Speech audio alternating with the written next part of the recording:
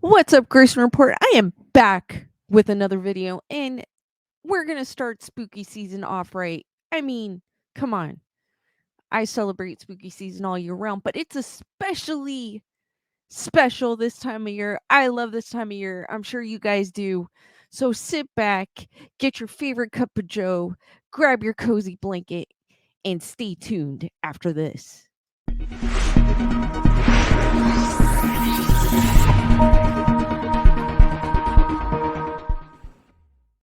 Alright, guys, I love ghost stories, and if you guys have a ghost story you would like to share, please email graysonreport13@gmail.com, and I do have it scrolling at the bottom of the screen if you would like to share a spooky story, and I will share it on my next live. But I have this article, which is 15. It would help if I was at the beginning of the article. I always tend to do that. I don't know why. I always end up showing the screen at the middle of the article. Don't ask me why. But, anyways, there's 15 real ghost stories that will send chills down your spine. And this is from you today.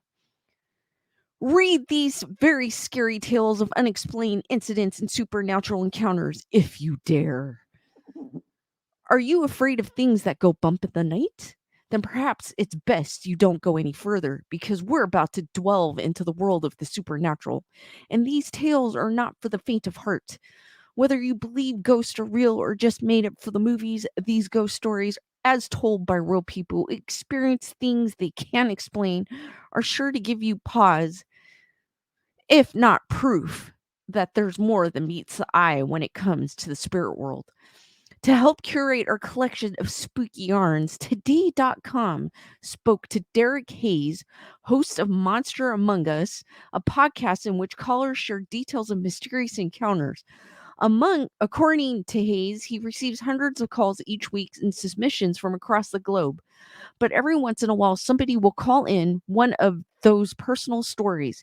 It's that personal connection for me that really brings it home. And some of those are just terrifying, Hayes tells Today.com. We've collected a sampling of those terrifying stories right here, along with a handful of other scary ghost stories from a ghost hunter, as well as unexplained happenings recounted by ordinary people who claim they've experienced extraordinary events. Whether you choose to believe them is entirely up to you, but if you end up sleeping with the lights on tonight, don't say we didn't warn you. The grandmas in the cemetery. Jeff, a resident of Dayton, Ohio, was driving with his 3-year-old son Miles in the back seat when they passed by a cemetery. It was a modest cemetery with only flowers and small plaques. It basically looked like a giant garden, Jeff explains on Monster Among Us. According to Jeff, as they drove by, his toddler, who'd been happily singing, abruptly stopped, pointed to the cemetery, and exclaimed, "Look at all those people!" Jeff turned to look but didn't see a soul. Confused, he asked Miles what he was talking about. "All those people over there," his son replied. "They're sure a lot of grandmas." As Jeff tells it, chills ran down his spine as he asked his son what the people were doing. "They're all standing there looking down at the grass," Miles said. Completely unsettled by the conversations, Jeff sped up and drove home. Later that same day, he said his young son was watching TV when he turned to Jeff and said, "You know, they weren't alive." Thinking Miles was referring to the cartoon, Jeff asked what he meant. "Those people we saw, they were all paused," his son replied. "I don't know if my kid has the sixth sense," Jeff said, "or if he just had a wild imagination." The ghost of the Stanley Hotel. That is a super cool picture, by the way. The Stanley Hotel in Estate Park, Colorado, has been around for more than 100 years and was built as a posh getaway for the wealthy seeking solitude in the mountains. As the years passed, however, occupancy declined, and by the 70s, the Grand Hotel had fallen into disrepair. It was around that time that famed author Stephen King spent the night there and was inspired to write the book The Shining. The book and blockbuster film have returned the Stanley to its former glory. Now guests come in droves to see the hotel that inspired one of the scariest horror movies of all time. Given its history, it should come as no surprise that many visitors report strange happenings. Aware of the ghostly rumors, Texas resident Henry Yaub booked a last-minute getaway in April of 2006 to check it out.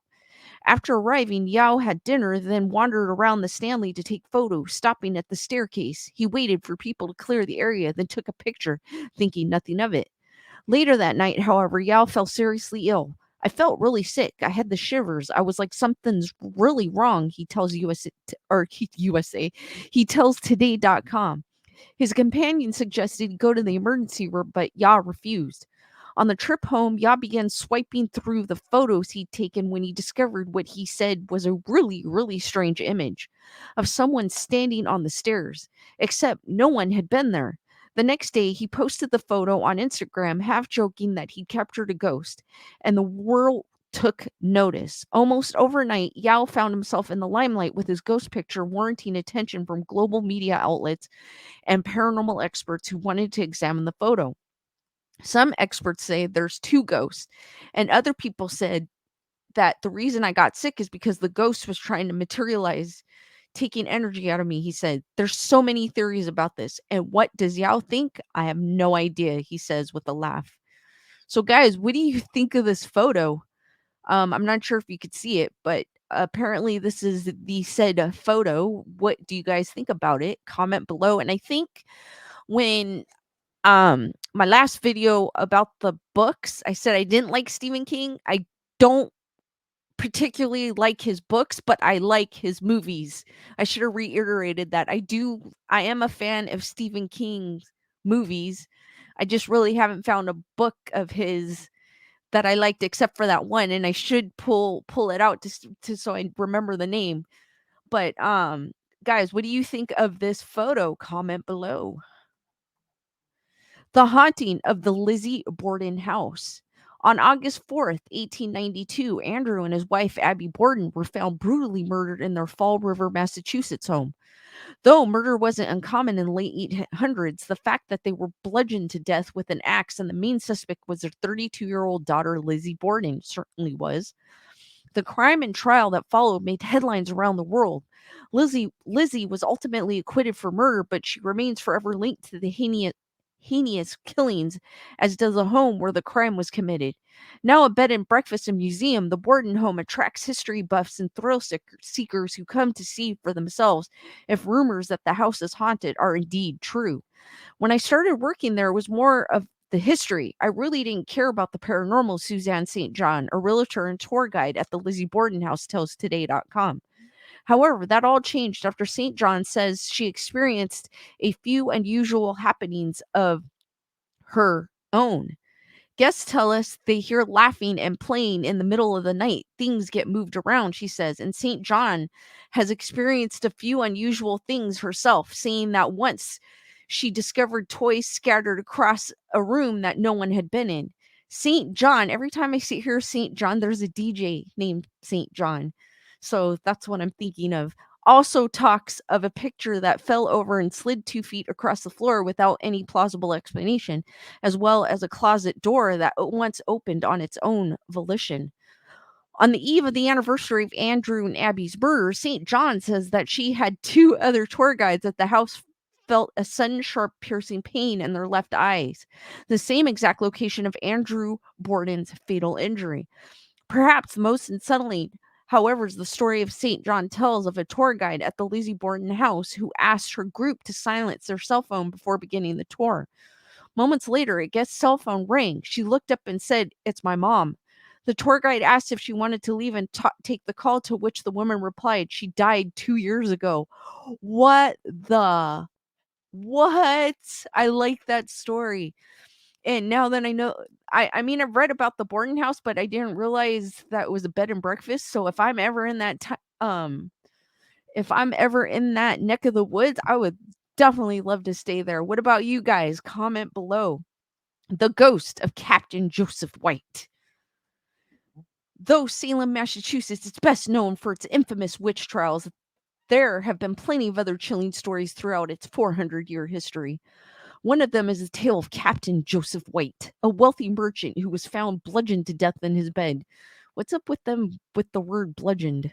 It was a crime motivated by money, according to Giovanni Labiso, owner and tour guide at Salem Historical Tours, who said the 82-year-old merchant was allegedly targeted by greedy brothers hoping to get their hands on his will.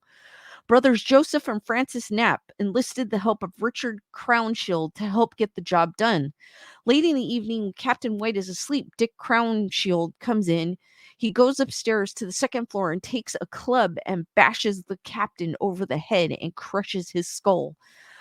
Labiso tells Today.com. The murder resulted in a scandalous trial, and it's said to be the inspiration of Edgar Allan Poe's The Telltale Heart, as well as the game Clue. Whether it's the brutal nature of the crime or revenge for the attempt to steal his money, the spirit of Captain Joseph White is said to still wander the halls of his former home. People believing Captain White is roaming around that house protecting whatever treasure he reportedly has, Albiso said. Tourists takes photo Tourists take photos of the house, and despite being empty, many pictures reveal shadowy figures, both male and female, in the window and on the landing of the Gardner Pengree house. Who are they? No one knows. It's definitely absolutely active, Albiso says. The haunted ventriloquist doll. I love dolls. I know you guys know I love dolls, but I love dolls. There's something about them, something that is so innocent but yet can be so sinister. I just love dolls. When Marty was a child back in the 90s, she tells Monster Among Us that she was a fan of a ventriloquist, Edgar Bergen, and his dummy sidekick, Charlie McCarthy. She said that when her father came across a ventriloquist doll as he wandered through a small magic shop located outside of Santa Rosa, California, he decided to buy it for her birthday.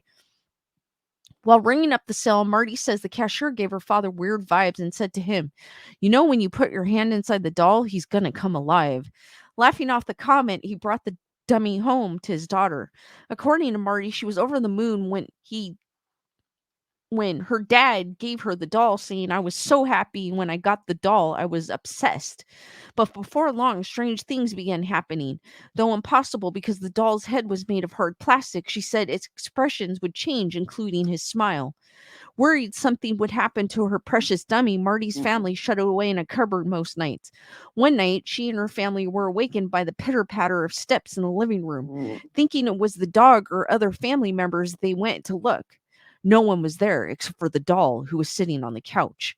We remember specifically we always put it away because I loved that doll so much that I took care of it, Marty said on the podcast. Other strange occurrences began happening. While Marty and her dad were away, her uncle was alone in the house. The uncle says he heard Marty's father calling his name from the living room, even though he wasn't home. When he went to look, he found the doll once again sitting on the couch and no one else. All of our family was pretty much scared of the doll, Marty said. People would start hearing their names being called and we would hear walking at night, so we just decided we needed to get rid of it. I would have kept it. I've heard my name's called. I've heard my name called um several times, but not at night. But I mean, like just at random times where you hear your name being called, and you're like, "What?" And then I didn't say anything.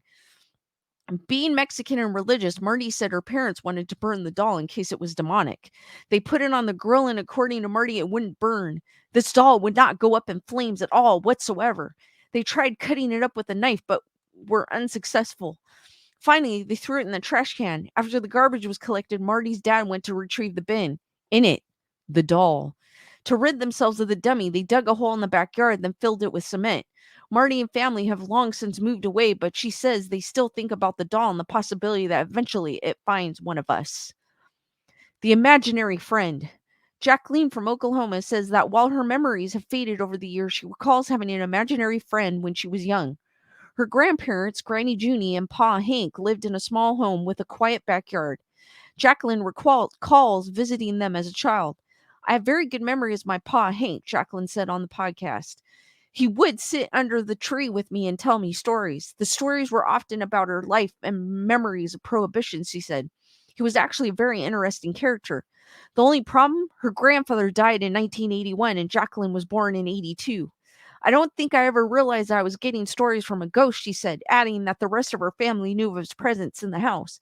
"My Granny Junie would never stay in the house on the anniversary of his death," she said. "He did die in the house." Jacqueline also recalled hearing Pa Hank get up in the middle of the night when she was staying at the house. It never occurred to me that these were memories of an entity, she said. In hindsight, Jacqueline said that even though her childhood imaginary friend was actually her dead grandfather, it casted a different light because it was a relative and not a stranger. It never felt like ghost. It felt like talking to my pa Hank. This is a crazy story because I have the exact um same story almost. My grandfather died not a year before I was born, but quite a few years before I was born. And I have memories of him driving me in an old 50s car to Disneyland, but this was before I knew he had passed away before I was born. And then when we were laying my grandmother to rest, we were at the cemetery he was buried at, and that's when I realized he had passed away before I was born. And I was like, okay, then how do I have these memories of him taking me to Disneyland? So, and then I've also been told that he watches over me. So, I kind of do believe this story because I have a similar story myself. The kidnapping ghost. On A caller named Joe tells of moving to Georgia from California in the late 90s. Soon after, he says his brother followed him to the Peach State and rented an old house built in the 1800s. It looked nice from the outside. It did not feel good from the inside, Joe said during the podcast. According to Joe, things seemed off from the moment it helped his brother moved into the home. I walked into the house and went, "Oh man," the hair stood up on the back of my neck and I just felt ill at ease. Like this place isn't cool at all, he says. Moments later, while carrying items into the bedroom, Joe says he heard whispering. A heated whispering, almost an argument between two people that seemed to be hovering in the top of the ceiling area of the room, he adds. Joe ran out of the room and asked his brother if he felt something off about the house too. His brother had picked up on the vibe but assured Joe that things would be all right. As long as you're good, Joe said, he told his brother. I'm not good, but I'm going to help you. I'm going home and I'll probably won't come back here. And sure enough, Joe's brother began to experience unusual occurrences in the house. The most alarming, however, was when Joe said his young niece was found wandering alone on a busy road with her hand up in the air. Police and other agencies were called to investigate the incident, and when asked, his brother's 4-year-old explained that she'd gone for a stroll with the old lady that lives here. She just wanted to go for a walk, so we went for a walk. Given that the front door was too heavy for a 4-year-old to open by herself, no one could understand how she was able to leave the house. According to Joe, his niece said the old lady opened the door, then we petted the dog for a little bit, then went for a walk. She was so genuine and honest at 4 years old that he couldn't call her a liar, Joe said during the podcast. Soon after, his brother moved and never returned. The ghost of Stone's Public House. Considered one of the most haunted restaurants in America, Stone's Public House in Ashland, Massachusetts doesn't have a ghost problem. It has a ghosts problem. Janet Morazzina, Janet Morazzini, a longtime resident of Ashland, is the bartender and manager of Stone's Public House, which was built by John Stone back in 1832. According to oh my gosh, Marazzini, even before she began working at the inn, she heard stories of the ghost of a young boy roaming the halls of the restaurant, which one served as an ad hoc hospital during the Spanish flu pandemic of 1918. It makes sense, Marzino tells Today.com. That's where they would quarantine all the sick people, she explains. Apparently, quite a few souls have passed just due to that. The inn is also the site for other untimely deaths, including that of a young girl who was struck and killed by a train while she played near the railroad tracks bordering the property. According to Marazzini, a father and son visiting the inn stepped outside the restaurant to watch the trains. After coming back inside, Marazzini overheard the father reassuring his young son that there wasn't anyone else outside, despite the son's insisting he'd seen a little girl sitting beside them. He's like, "She was sitting right next to me. She was crying. You didn't see that little girl?" And the dad said, "There was nobody there. It was just me and you, buddy," Marzini recalls. Other ghosts are said to haunt the old inn, including that of proprietor John Stone, who Marzini says didn't actually die there, but is believed to be watching over the place. One night, when Zini was alone at the inn, she says she heard footsteps walking directly above her on the second floor. I was just like, there is no explanation for what that whatsoever. I'm leaving, she tells today.com. Still, she doesn't believe that the spirits have bad intentions. I've never had that scary hair on the back of your neck, gotta get out of the building feeling there. The unexpected passenger.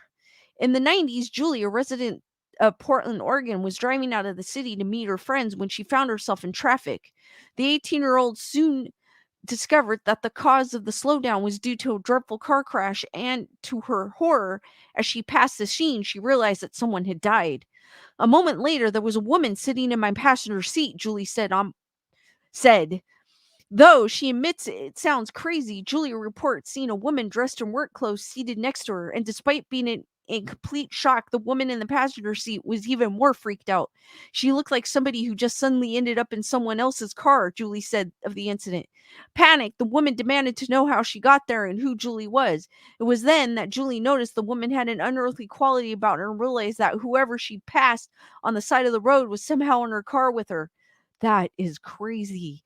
Ma'am, you need to calm down. My name is Julie and I'm here to help, she said. She told the stranger. Julie later went on to explain the woman that she'd have been in the car accident and somehow ended up in her passenger seat. The woman was stricken. At that exact moment, they passed a clearing in the trees. With some encouragement from Julie, the woman peacefully walked toward the sun, then disappeared. In completely disbelief, Julie pulled over and convinced herself she had imagined the whole thing.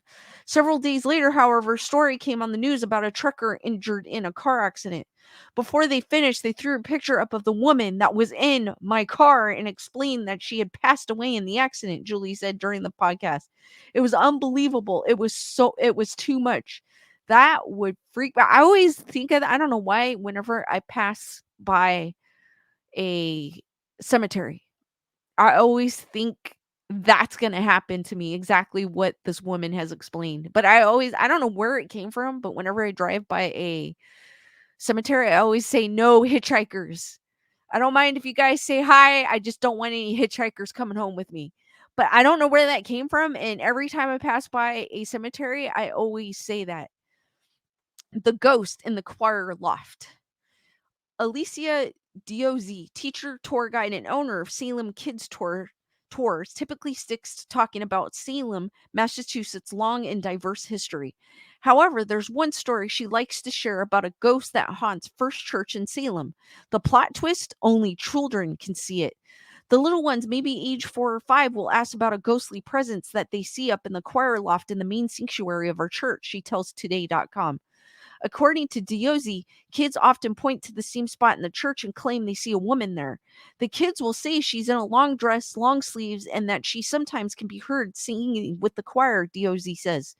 Tales of the choir ghosts have been circulating since the 60s, says Diozzi, and she might have dismissed them had her own son not pointed to loft 15 years ago and asked the lady who sings with the choir, who is chilled. Yes, definitely, Diozzi says. I feel like the main sanctuary at First Church has a feeling. You do kind of feel the presence of the past. It's not a bad feeling, she says, but rather a history of energy that's confronting in a way. The ghost of Shawshank Penitentiary. The Ohio State Reformatory in Mansfield, Ohio, is widely known for being the location of the classic movie The Shawshank Redemption. But the old penitentiary, which was shut down in 1990, also has a reputation for being haunted. Home to some of the most hardened criminals, the maximum security prison was once the site of murders, S's, and other violent encounters, according to Teresa Argy, author and paranormal investigator known as the Haunted Housewife. Oh my God, I like her name. I do. The reformatory had the incredible vein of violence that ran through it almost from the beginning, RG tells today.com. You can imagine why a place like that would be haunted, she says. There's something negative there. You could just feel it in your bones. And there are, in fact, plenty of ghost stories from the old prison. We ran into female spirits there, which I thought was incredibly interesting, Argy said. One of them, she says, is likely the wife of a former warden who was accidentally shot and killed by pulling a box down from a closet shelf. Ooh. I was like, wait a minute, how could a wife, why would the wife be there? Now I'm getting it. According to Argy, they've captured recordings of a woman crying and on occasion smelled rose perfume in the bedroom. Another spirit that's said to haunt the reformatory is a woman who sits in the prison chapel and cries. When you approach this woman sitting in the pew, she disappears. Other people have seen her walking, RG says. Then there's the malevolent presence there, according to RG, and with the help of a medium, she says she communicated with it. He would literally be cussing at me, she recalled. While their sessions with the angry ghosts were unnerving, it wasn't until he followed Argie's partner home that they were truly terrified. One day, she saw him through a reflection of her window. She saw this thing in the back, the shadow figure, and she knew it was him. Argie tells USToday.com. I don't know why I want to say USA Today. After seeking the help of a paranormal expert, Argie says that we haven't seen him since. The phantom ambulance lights. In the mid 1990s, Robert worked as a paramedic in a small Texas town and tells a story of a strange happening that he and his partner experienced on a call one night. After receiving a call for a female having chest pains, he and his partner climbed in the ambulance to make their way to the address. We took off code 3, which means using our emergency lights and sirens, Robert recalls.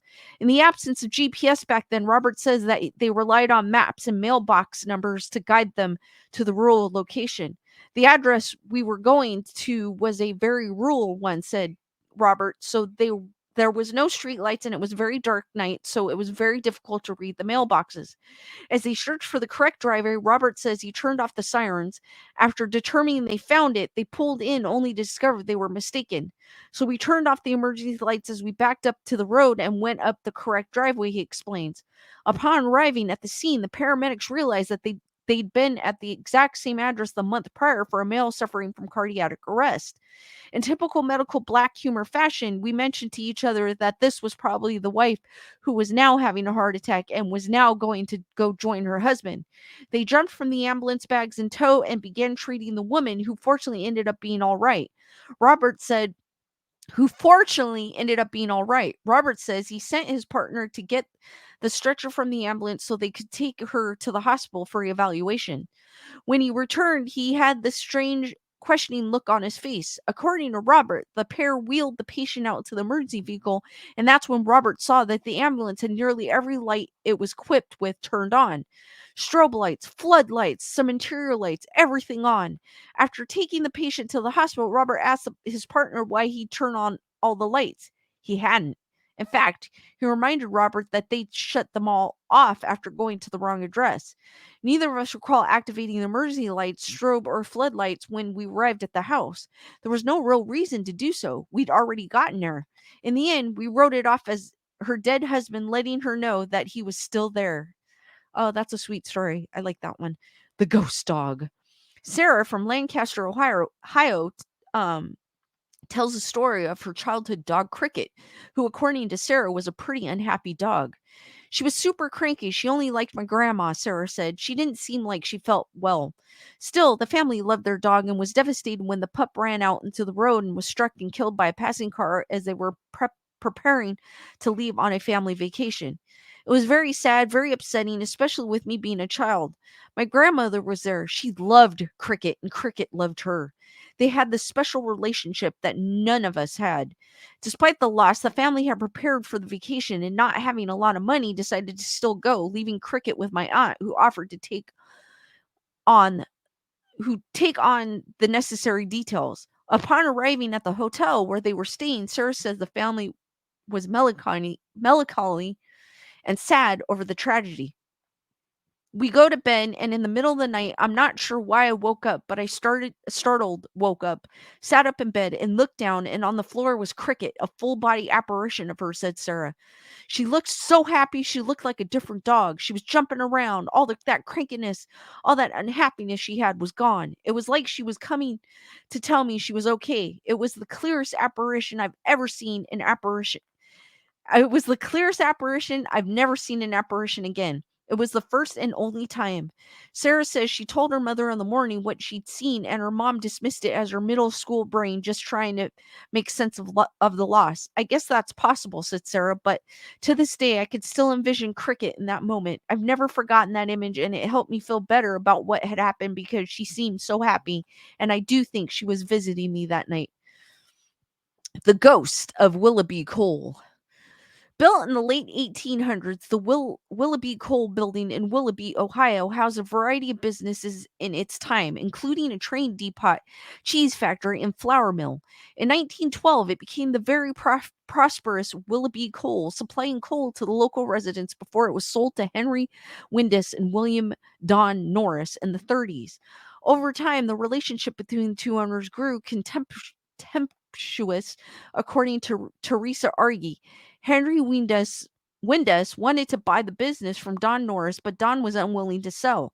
The paranormal investigator tells the website. One morning, Norris allegedly told his wife he was going out for bread and to check on repairs being done on the Willoughby building. He never returned. Several hours later, his body was discovered in front of the door. He was laying in a bloody heap, RG said. Even though his death was ultimately ruled an accident, RG says the Norris family believed he'd been murdered. Though no one knows what really happened that morning, RG believes his spirit still haunts the building. We have come in contact with him on many, many occasions, he says, and claims the others have reported seeing faces in the window and heard unexplained footsteps and other unusual occurrences at the building. But Norris isn't alone. We've probably got 5 or 6 resident spirits in the building. Woo, that's a lot of residents. The unliving kind. The ghost nanny.